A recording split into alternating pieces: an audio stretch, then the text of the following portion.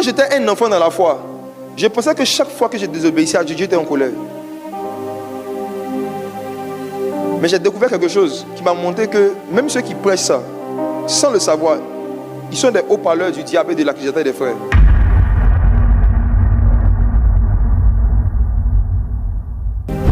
La Bible dit dans Apocalypse que Dieu a enlevé sa colère de lui et il a mis sa colère dans des coupes de colère qu'il a donné à des anges. Donc en lui, il n'y a pas de colère.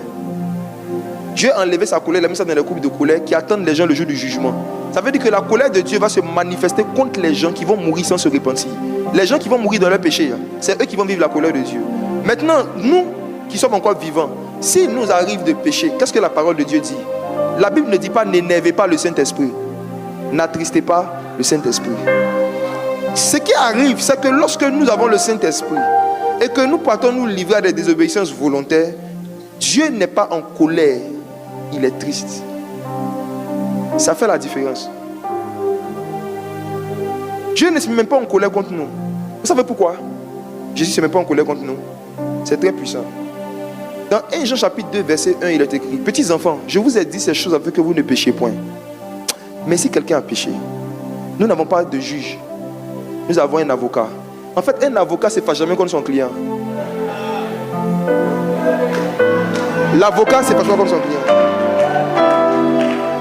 L'avocat fait comprendre au client les conséquences de ses actes.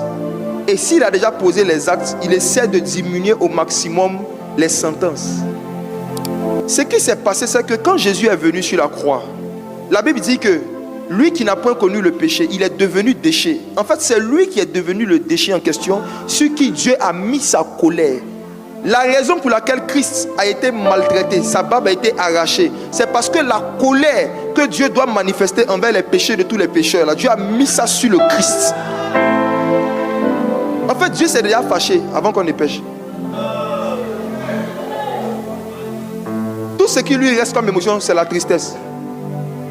Sa colère, il a déversé ça sur son fils Jésus. Quand on dit qu'il a porté nos péchés sur la croix, ça veut dire que la façon dont on traite un déchet, c'est comme ça exactement que le Père a traité le Fils sur la croix. Le châtiment qui nous donne la paix est tombé sur lui. La colère qui nous donne la paix est tombée sur lui. Jésus, pendant tout son ministère, quand il était en de bons termes avec le Père, il appelait toujours Père, Père, Père, Père. Mais le jour où il est devenu péché, il dit: mon Dieu, pourquoi m'as-tu abandonné? Ce sont les déchets qu'on abandonne. Lorsqu'il prenait ta place, il prenait ma place. Dieu n'était plus son Père, c'était son Dieu. Et c'est pourquoi il dit: parce que j'ai pris votre place. Vous, quand vous priez, ne dites pas notre Dieu, dites notre Père. Notre Père. Notre Père. Notre Père. C'est quand tu deviens parent que tu comprends le cœur de Dieu. Ta servante va faire la même bêtise 3 fois. Tu es capable de la renvoyer. Si ton enfant fait la même chose 100 fois, tu vas le frapper, mais il va rester dans la maison. Tu ne peux pas frapper la servante parce que ce n'est pas ta fille. Mais Dieu châtie ceux qui reconnaissent pour fils.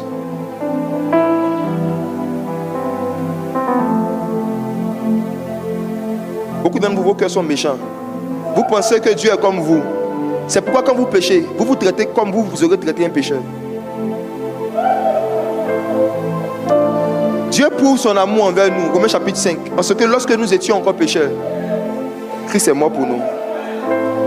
Dieu a prouvé son amour quand tu étais encore pécheur, quand tu étais encore un déchet, quand tu aimais encore le monde.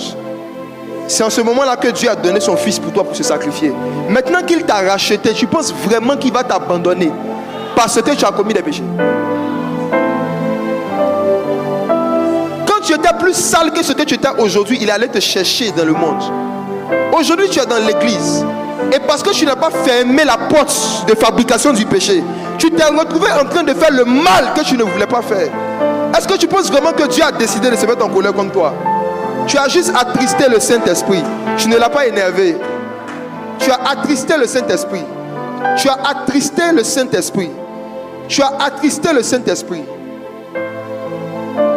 Même l'or, quand l'or tombe dans la boue, sa valeur ne change pas, c'est son utilité qui change. On ne peut pas utiliser de l'or sale. Mais l'or sale a la même valeur que l'or qui est dans une bijouterie.